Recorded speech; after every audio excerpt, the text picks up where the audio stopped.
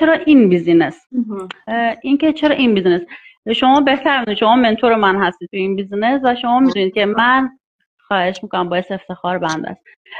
من فکر کنم بین 6 تا 8 ماه بود که داشتم در مورد این بیزینس تحقیق میکردم. یعنی از لحظه‌ای که با شما کانکت شدم تا وقتی که استارتشو زدم بالاخره 6 تا 8 ماه حداقل طول کشید.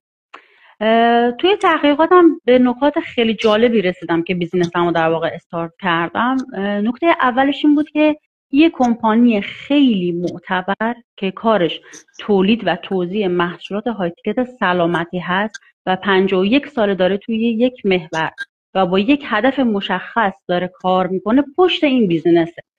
این یعنی این بیزینس اعتبار داره. در واقع توی کسب و کارهای سنتی یا توی بازار قدیم ما میگیم کاسبا، میگفتن که نگاه کن ببین کدوم بیزینسه که طولانی مدت تونسته بیزینسش رو سر پا نگه داره، به اون اعتماد کن. چرا؟ چون یه فکر خیلی حرفه‌ای پشت اون بیزینس هست که اونو سر پا نگه داشته. این خیلی برای من مهم بود، به این رسیدم.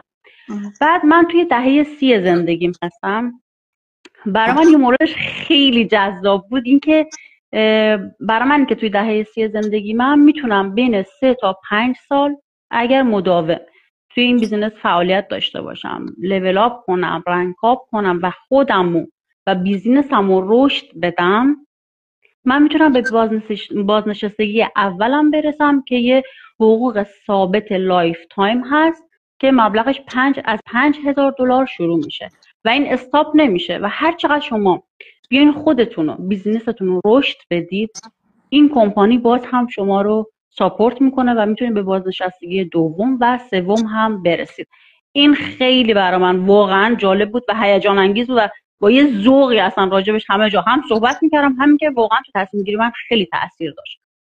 مورد بعدی این بود که خب به هر حال جامعه فارسی زبان معمولا، حالا نمیگم 100% جامعه فارسی زبان ها، همیشه ما این کانورسیشن ها خیلی برامون مهمه، این ارتباط داشتن ها با هم خیلی برامون مهمه.